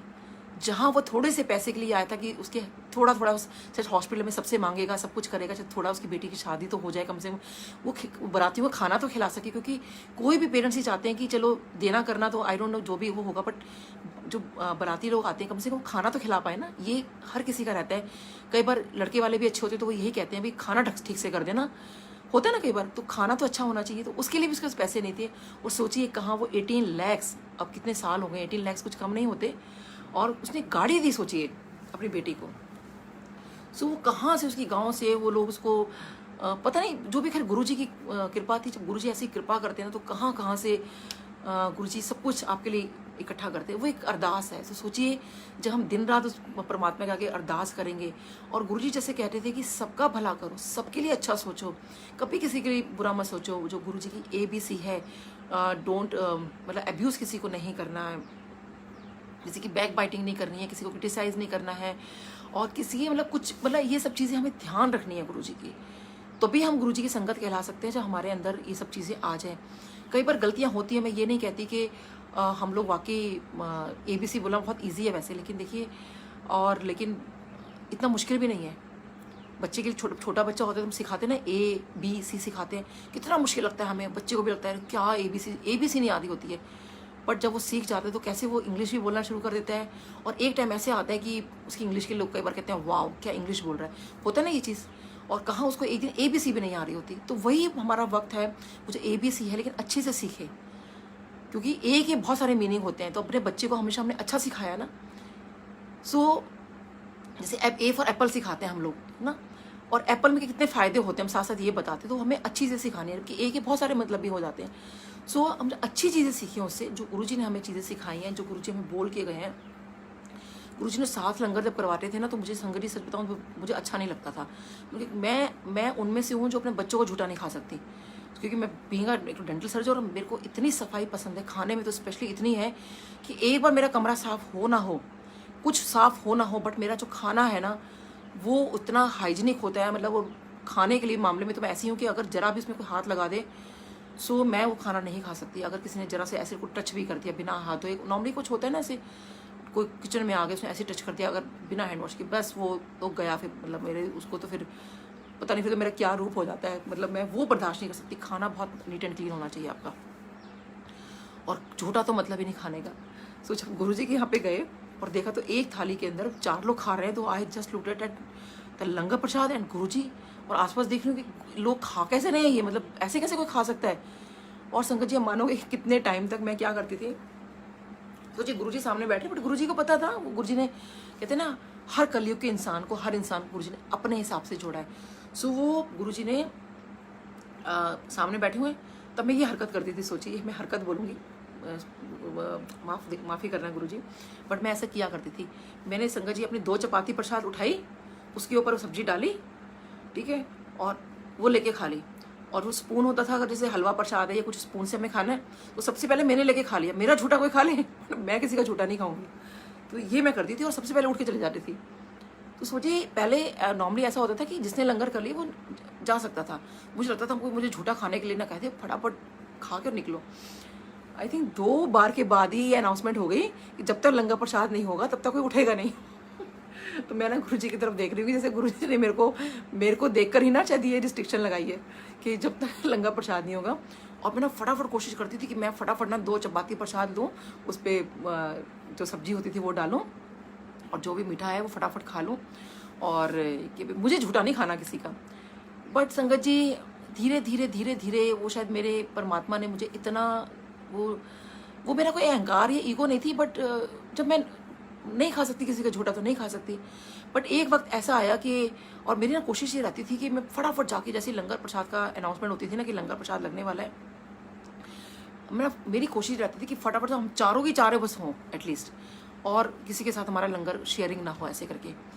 और हमेशा ऐसे होता था, हम चारों के चारों ही होते थे, और बच्चों को तो पता होता, सबको पता होता था कि मम्मी ने ऐसे ही करना है, और हम लोग अपना मतलब खा लेते थे। लेकिन वो धीरे धीरे फिर ये हुआ कि वो डिवाइड होना शुरू हो गया कि कभी मेरा नंबर इधर आ रहा है, हम 2 लोगों को, मतलब 4 लोगों में 2 लोग इधर जा रहे हैं, 2 लोग इधर जा रहे हैं, और जब मेरा नंबर कहीं और आता था तो मेरी हालत ख़राब हो रही थी, यार मैं अब कैसे खाऊंगी इनके साथ। और एक दिन मुझे याद है कि एक बार तो फिर ऐसा दिन आया कि जो मेरे घर में लड़का काम करता था, जो मेरा हेल्पर था, वो मेरे सामने बैठा हुआ था। उस दिन तो मुझे लगा कि ओह गॉड, अब तो मतलब ऐसे कैसे, बट वो गुरुजी ने फिर मेरे को सच में ऐसे लोगों के साथ जो शायद घर में हेल्पिंग हैंड रहे होंगे, क्योंकि मैं किसी को मेड सर्वेंट कहना पसंद नहीं करती हूँ इस तरह से, या तो मुझे लगता नहीं दे आर हेल्पिंग हैंड्स। तो वो उनके साथ मेरे को लंगर करने का वो मिलता था, मतलब फिर ऐसा होता था कि ये तीनों अलग है और मैं ये अलग से कर रही हूँ। वो फिर गुरुजी ने एक शायद ये मेरे को मैसेज भी दिया, और एक बहुत दिया कि मैं भेदभाव वाली बात नहीं थी मेरे अंदर, बस ये था कि नहीं मुझे जो है ऐसे मैं किसी का झूठा नहीं खा सकती, बस ये चीज़ थी थोड़ी सी। बट वो गुरुजी ने मेरे अंदर वो चीज़ भी निकाल दी। और आज संगत जी मेरे को सच में, मुझे कहते ना वो अर्जुन को जैसे वो चिड़िया की आंख नज़र आ रही थी, अब मुझे खाली सिर्फ लंगर प्रसाद नज़र आते हैं। मुझे नहीं पता मेरे सामने कौन बैठा है, कौन है, इधर कौन बैठा है, उधर कौन बैठा है, सिर्फ मुझे लगता है मेरे गुरुजी का लंगर प्रसाद है, और ये मुझे खाना है, और इसमें पूरी ब्लेसिंग्स है, और पूरा लेना है। अब वो कौन उसमें से ले रहा है, कौन नहीं कर रहा, अब मुझे किसी चीज़ का कोई फ़र्क नहीं पड़ता। और हमारे शायद गुरुजी ने उस टाइम यही चीज़ सिखाई कि हमें किसी में कोई भेदभाव नहीं करना, किसी में भी। शायद ये जो गुरुजी की टीचिंग्स रही ना हमारे लाइफ में, जो इतनी सारी चीज़ें हैं, शायद वो यही थी कि कोई किसी तरह का भी कोई भेदभाव नहीं। और जो एक मैं नमस्ते वाला बता रही थी, एक नमस्ते का भी संगत जी बहुत, खैर ये तो मैं बचपन से चीज़ करती आई हूँ, और हमें सबको करना चाहिए कि जब को भी आप कभी बाहर जाते हो, like specially in the 5 stars या बड़े बड़े होटलों में जाते हो, देखो वो आपको सलूट मार रहे होते हैं, उनकी तरफ कोई देख भी नहीं रहा होता, बट मैं हमेशा उनको जवाब देती हूँ, नमस्ते, good morning, good afternoon, what ever वो जो बोलते हैं, देखिए वो बहुत दिल से बोलते हैं, चाहे वो कुछ भी हो, मतलब उनका जो भी है, चाहे उनका एक प्रोटोकॉल है कि ऐसे बोलना ही है, चाहे उनको जो भी है, बट पता नहीं, मुझे लगता है कि नहीं, अगर किसी ने आपको कुछ विश किया है तो आप उसको ज़रूर विश करिए, उसको ज़रूर मतलब दोबारा उसको विश करिए। क्योंकि मुझे लगता है कि शायद मुझे लोग देखते होंगे तो बोलते होंगे अरे इनको कौन नमस्ते करता है, बट नहीं, देखिए वो भी इंसान है, मतलब वो भी अगर आपको बोल रहे हैं तो एक नमस्ते करने में आपका क्या जा रहा है। जब रब ने हमें ऐसे करके रखा, हर आने वाले को, उसमें सब आते थे ना, हमारे हेल्पिंग लोग भी जा रहे हैं, सब हर तरह के लोग जाते थे, जब हमारे रब ऐसे ऐसे बार बार करते थे तो हुआ भी, हम कोई भी नहीं है, तो हमें भी हर किसी को बहुत नमन उसमें रखना है। और हर जितने भी देवी देवता हैं, जितने भी हैं, देखिए कल ही मैं शिव पुराण पढ़ रही थी, उसमें भी ये था, हर देवी देवता को, शिव और शिवा दोनों कहते ना अर्धनारीश्वर का रूप जो है, इसीलिए ही है वो, और हर भगवान को नमन है, हर किसी को नमन है।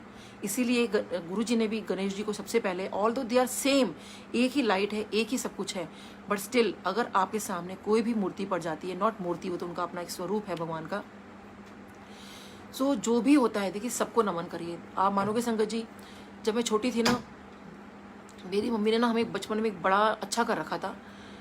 आप मानोगे मुझे बहुत सालों तक मुझे ये नहीं पता था कि मैं हूँ कौन, लाइक मैं हिंदू हूँ, मुसलमान हूँ, सिख हूँ, ईसाई हूँ, मुझे नहीं पता था। मुझे लगता था मैं इंडियन हूँ, मैं भारतीय हूँ। वो कैसे कि मेरी मम्मी ये कहते थे ईद आई है तो ईद भी मन रही है हमारे घर में, दिवाली भी मन रही है, 25 दिसंबर भी मन रहा है, और कोई भी गुरु पर्व आ रहा है तो वो भी मन रहा है, वो ऐसा लगा। क्योंकि मेरी मम्मी एक टीचर थी, और वो कि हर स्कूल में जैसे फंक्शन होता था, वो हर स्कूल में, तो फंक्शन में मुझे भी पार्टिसिपेट, मतलब मैं अपने स्कूल में करती थी, लेकिन बहुत कम करती थी, मुझे I was very shy actually. तो वो अपने स्कूल में ले जाते थे, तो वो तो हर जगह फंक्शन वो हो रहे होते थे, वही चीज़ उन्हें घर में लेकर आई।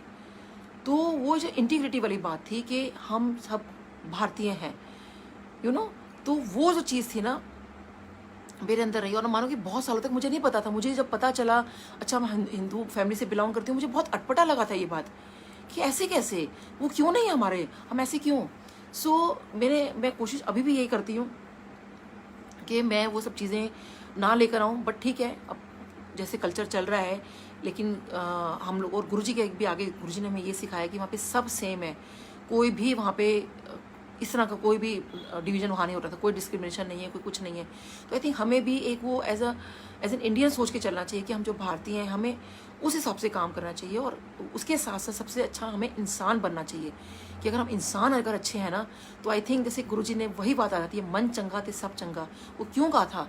क्योंकि अगर हर इंसान के अंदर ये बात आ जाएगी कि मन चंगा ते सब चंगा, तो आई थिंक हम दुनिया को बहुत हद तक चेंज कर सकते हैं। एक छोटी सी एक आपकी सोच, एक जो गुरुजी का एक छोटा सा एक चीज़ है, मन चंगा ते सब चंगा, आप करके देखिए संगत जी, आप देखना कहाँ से कहाँ हम लोग इस चीज़ को पहुँचते हैं, और हमारे अपने बच्चों में ये चीज़ डालें।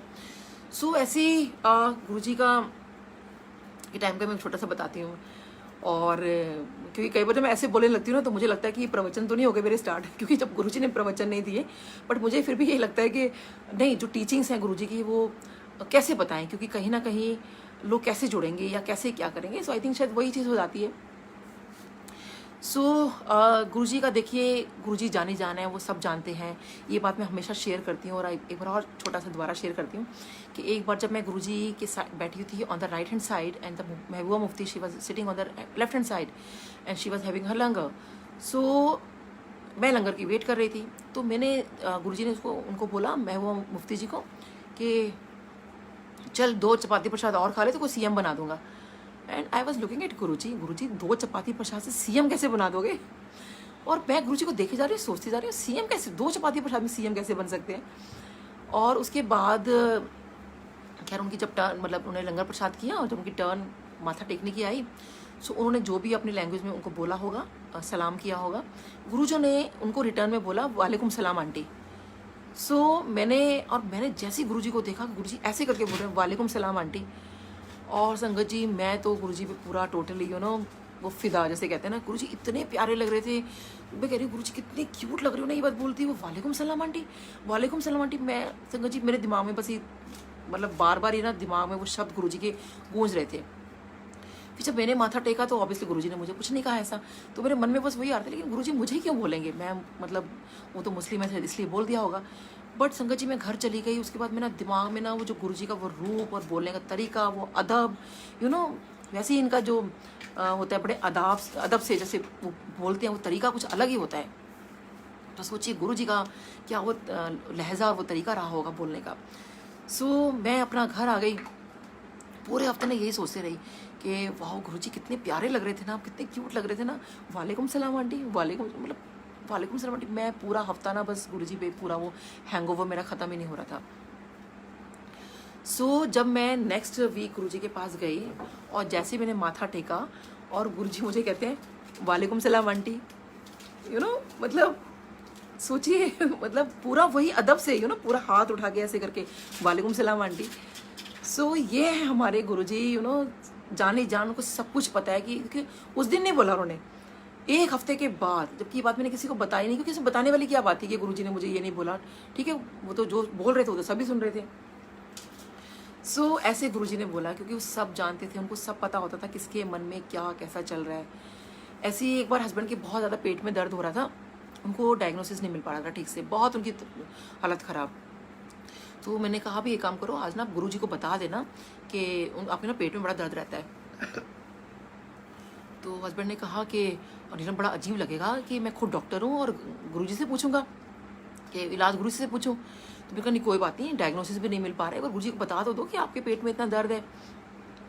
तो वही हुआ, हस्बैंड ने कहा, जैसे गुरुजी को माथा टेका, गुरुजी को बोला गुरुजी ना पेट में बड़ा दर्द है। गुरुजी ने, क्योंकि बाहर यही बात हो रही थी, गुरुजी कहते हैं ले खुद ते डॉक्टर है, इलाज मेरे से पूछ रहा है। So we just looked at Guruji के, हाँ मतलब गुरुजी कहते हैं हाँ ले खुद तो डॉक्टर है, इलाज मेरे से पूछ रहा है। सो कैसे मतलब वही गुरुजी हंस पड़े, लेकिन वही था कि गुरुजी की उस हंसी में भी कहीं ना कहीं एक दवाई थी वो हमारे लिए, वो ब्लेसिंग्स थी, वो उनको राइट डायग्नोसिस मिल गया, जो हमें चीज़ नहीं मिल पा रही थी वो चीज़ हो गई। आई थिंक काफ़ी टाइम कितना हो गया, 6:41। So I can go on and on, मेरे पास तो अभी तो लग रहा है मैंने कुछ सुनाया नहीं है, इतनी सारी बातें गुरुजी की। So I think may be next time, I think काफ़ी टाइम हो गया। सो ये गुरुजी है हमारे कि उनके बारे में सच में संगत जी मैं तो बिल्कुल ऐसे खो जाती हूँ ना, लगता है कि बस बोलते रहो। बट कहते हैं ना सत्संग सुनाने वाले का भी भला और सुनने वाले का भी भला, ये गुरु जी ऐसा कहते थे। तो कोई ना कोई किसी को मैसेज मिलता है, कोई ना कुछ मिलता है। तो इसीलिए देखिए सत्संग सुनने से बहुत सच में बहुत ब्लेसिंग्स होती हैं। एक छोटा सा और मैं शेयर करती हूँ कि जब मेरे को बहुत डिप्रेशन हो गया था ना, very short I will say. सो जब डिप्रेशन हो गया था, मेरी दवाइयाँ शुरू हो गई थी, 3 साल तक मैं बहुत परेशान रही। हम किसी के सत्संग पर गए, तो वहाँ मैं ऐसे आंख बंद करके आराम से मतलब सुन रही थी कि अचानक मेरी किसी की बहुत प्यारी आवाज़ पड़ती है, किसी के कोई गाने भजन गा रहे हैं, कोई गुरुजी के ना, कुछ ऐसे सिंगर आए थे। सो नॉट सिंगर, मतलब वो ऐसे सिंगर हैं बट वैसे ही वो वहाँ पे गुनगुना रहे थे।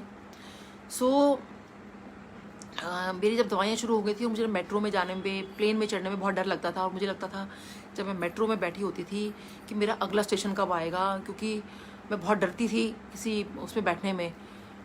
तो तब मेट्रो स्टार्ट हो गई थी, तो हस्बैंड ने कहा चलो मेट्रो से आ जाया करो। और मुझे फोबिया हो गया था मेट्रो में बैठने का भी, और बहुत डर लगता था। पर अगला स्टेशन कब, फटाफट मेरा स्टेशन आए, अगला स्टेशन आपका ये। तो आवाज़ सुन के ना वो दिमाग में बैठा होता, अगला स्टेशन आपका ये है, अगला स्टेशन वो है। जैसे मेरे स्टेशन का नाम आता था मुझे लगता था ओह थैंक यू गुरुजी, बस मैं फटाफट मतलब मैं उतरूँ बस यहाँ से। तो अचानक से जब मैं वहाँ पे सत्संग में बैठी हूँ और मेरे को वो उसमें क्या कहते हैं, वहाँ बैठे हैं मतलब सॉरी, जब मैं वहाँ बैठी थी सत्संग में, तो अचानक से आवाज़ आती है कि अगला स्टेशन आपका। और मैं डर गई, मैंने कहा अरे मुझे कुछ हो तो नहीं गया कि यहाँ सत्संग में बैठे बैठे यहाँ मुझे आवाज़ें आ रही हैं, गूंज रही हैं अगला स्टेशन आपका, कि मैं इतना ज़्यादा मतलब मेरे को दिमाग में बैठ गया कि अगला स्टेशन मतलब इतना ज़्यादा मेरे को फोबिया हो गया। सो मैंने कहा कि एकदम आंखें खोली, तो जो शम्मी नारंग अंकल हैं, डॉली नारंग आंटी और शम्मी नारंग अंकल, जो कि हमारे मेट्रो बॉयज़ हैं, वो एक्चुअली बोल रहे थे, मुझे नहीं पता था ये वाली बात, कि अगला स्टेशन हमारे गुरुजी का मंदिर है, जहाँ चारों तरफ दरवाजे खुलेंगे और ब्लेसिंग्स ही ब्लेसिंग्स है। तो संगत जी आप मानोगे, मेरे को तो ऐसे लगा कि वाओ। उसके बाद में जब भी मेट्रो में बैठी हूँ, मुझे कुछ नहीं याद रहता था, सिर्फ वही आवाज़ आती थी, अगला स्टेशन गुरुजी का मंदिर है, चारों तरफ से ब्लेसिंग्स हैं। और मेरा स्टेशन कब आ जाता था मुझे नहीं पता होता था। तो सोचिए उसे एक चीज़ से सुनने से और मेरे वो डिप्रेशन की दवाइयाँ बंद हो गई। तो ये होता है सत्संग सुनने का फ़ायदा, या किसी की ब्लेसिंग्स लेने का, या गुरुजी से कोई भी चीज़ जुड़ने का। सो बहुत बहुत शुक्राना। May be next time there are lots and lots more. और गुरुजी ने बहुत ही इतने बहुत ब्लेसिंग्स दिए हैं। बहुत एक छोटा सा मैं और एक चीज़ अपना ड्रीम शेयर करना चाहूँगी कि गुरुजी कैसे आपके साथ होते हैं। अभी क्या हुआ कि जैसे लाइक ये था ना कि फेसबुक पर बच्चे इधर उधर जा रहे हैं, बहुत ऐसा कुछ हो रहा है, तो आई थॉट कि बच्चों के लिए कुछ किया जाए, है ना। 4-5 महीने से बात हो रही थी, इधर उधर बात कर रही हूँ, कभी इस ग्रुप में बात कर रही हूँ, कभी वहाँ बात कर रही हूँ, नहीं कहीं से भी कुछ ग्रुप से मेरे को रिस्पॉन्स नहीं मिल रहा था, क्योंकि किसी ग्रुप को संभालना बहुत रिस्पॉन्सिबिलिटी होती है। तो काफ़ी लोगों से मैंने बात की बट नहीं हो पा रहा था। पर समहाउ शायद गुरुजी करवाना चाहते थे, और गुरुजी ने जो बच्चों का जो शुरू करवाया, तो मुझे लगा मैंने कहा गुरुजी की गलती तो नहीं हो रही मेरे से, कि मतलब ऐसे कि मतलब ठीक तो है ना सब कुछ। आप मानोगे संगत जी, मेरे को ड्रीम आता है। एक रात पहले मैं गुरुजी से कह रही हूँ, गुरुजी मुझे ना आपका कोई ऐसा स्वरूप मिल जाए जिसमें कोई बच्चे के साथ आप बैठे हो, तो वो मैं लगा दूंगी कि देखो शायद मेरे को ना आपका आंसर मिल जाएगा। लेकिन वो मेरे को नहीं मिला ऐसे। तो मेरे को लगा, मैं शायद पता नहीं गुरुजी चाहते नहीं चाहते हैं कि भाई ये शुरू करें कि नहीं करें बच्चों वाला। ना देखिए मेरे को एक फोटोग्राफ मिलती है, एक कॉमिक पिक, इसमें भगवान शिव ने एक बच्चे को हाथ में ले रखा है। कैसे उन्हें जो मैं कॉमिक डाल रही हूँ, तो कैसे वो गुरुजी ने कॉमिक रूप में ही मुझे वो एक वो स्वरूप दिया। उसके बाद मेरे को उसके अगले दिन ही, यानी कि जो ये रात की बात है, उसके अगले नेक्स्ट मॉर्निंग का जो अर्ली मॉर्निंग है, मेरे को ड्रीम आता है कि संगत जी, ये मैंने 3-4 लोगों को सुनाया और मैं फर्स्ट टाइम ये ड्रीम सबके सामने शेयर कर रही हूँ। मुझे क्या दिखाई देता है कि मैं बड़े मंदिर गई हूँ, जैसे बड़ा मंदिर बंद है, मैं बाहर से ऐसे माथा टेका है, तो मैं जैसे ही एकदम मुड़ती हूँ तो देखती हूँ गुरुजी वहाँ पे खड़े हुए हैं। क्योंकि जैसे होता है ना, गुरुजी आप अंदर नहीं जा पा रहे, तो मेरे गुरुजी महाराज बाहर आके खड़े हो जाते हैं। और जैसे मैं कहती हूँ तो साथ में मैं गुरुजी के देखती हूँ, गुरुजी के फादर जी, उनके बापूजी खड़े हुए हैं, और साथ में कृष्णा बहन जी खड़ी हुई हैं। और मैं कहती हूँ wow Guruji, wow so amazing Guruji, you know, मैं वो एक्सप्रेशन अभी आपको बता नहीं पा रही हूँ, गुरुजी सो अमेजिंग, मतलब वाओ गुरुजी। और मैं गुरुजी के चरणों में, जैसे मेरी आदत थी कि गुरुजी के हमेशा चरण छूने की, ड्रीम में भी मेरा यही होता है कि सबसे पहले मैं चरण छूती हूँ गुरुजी की। जैसे मैं गुरुजी के चरण छूती हूँ और ऑब्वियसली बापू जी भी खड़े हैं और कृष्णा बहन जी भी खड़े हैं, तो उनके मैंने बापू जी के भी चरण छुए, कृष्णा बहन जी के भी मैंने चरण छुए, और मेरे को गुरुजी ने ऐसे उठाया, मेरे को ऐसे हमारे को चरण छुएगा तो हम उसको उठाते हैं ना, सो उन्होंने मुझे उठाया और मेरे को शायद वो गले से लगाने लगे हैं या क्या है, उसके बाद ही थोड़ा ड्रीम कहीं कुछ चेंज हो गया या कुछ हो गया। सो संगत जी देखिए, यहाँ मैं बच्चों की बात कर रही हूँ, तो कैसे बापूजी अपने 2 बच्चों के साथ मुझे दिखाई दिए, गुरुजी के साथ और अपनी बिटिया के साथ। तो एक क्लियर इंडिकेशन था कि नहीं, वो मुझे आशीर्वाद देने आए थे कि नहीं, जो कर रहे हो ठीक कर रहे हो। सो ऐसे गुरुजी आपको बताते हैं, हर पल आपको बताते हैं, हर पल आपका साथ देते हैं। और आप मानोगे कि इसके अंदर छोटी छोटी बातें इतनी सारी जुड़ गई इसके अंदर, कि जैसे मुझे था कि किसी बच्चे ने मेरे से पूछा कि आंटी रामायण का पाठ भी कर सकते हैं, तो मैंने कहा नहीं रामायण कहाँ से, मतलब यू नो। सो तभी वो हमने जैसे अलग बनाया, तो ना आप मानोगे एक बच्चा मुझे मिल जाता है जिसने 12 साल से वो रामायण के पाठ में भगवान राम का उसने रोल किया, उसके ब्रदर ने लक्ष्मण जी का रोल किया है। फिर मुझे विलायती अंकल मिल जाते हैं जो मुझे आज सुबह पता चला कि वो हनुमान जी का रोल करते थे। और आप मानोगे बच्चों की हनुमान चालीसा शुरू कराई और उधर से उन्होंने कहा जी मैं तो हनुमान जी बनता था। तो सोच सकते हो भगवान राम और कहाँ विलायती राम अंकल जो कि हनुमान जी का रोल करते आए हैं। सो कैसे वो डिविनिटी आपका साथ देती है कि उस रूप के अंदर जो इंसानी रूप में जिन्होंने वो रोल निभाया हुआ है वो आज साथ में है, और they are going to start something obviously different. मिलकर अपनी अब आप ही संभालो। सो ये भगवान का सब कुछ करना होता है। जब दिल से आप किसी के लिए कुछ भी करना चाहते हो, जोड़ना चाहते हो, कुछ करना चाहते हो, तो आई थिंक वो जो डिवाइन पावर है ना, वो आपको हमेशा आपका साथ देती है। सो इसीलिए संगत जी हर किसी का अच्छा सोचिए, अच्छा करिए। और आई थिंक आज के लिए मैं इतना ही करूँगी, क्योंकि मेरे को तो एक के बाद एक याद आता चला जाएगा और मैं सुनाती चली जाऊँगी। तो बहुत शुक्राना। और जैसे गुरुजी ने कहा था, तो जय गुरु जी, जय गुरु जी, जय गुरु जी। आप सबका भी बहुत शुक्राना। जय गुरु जी।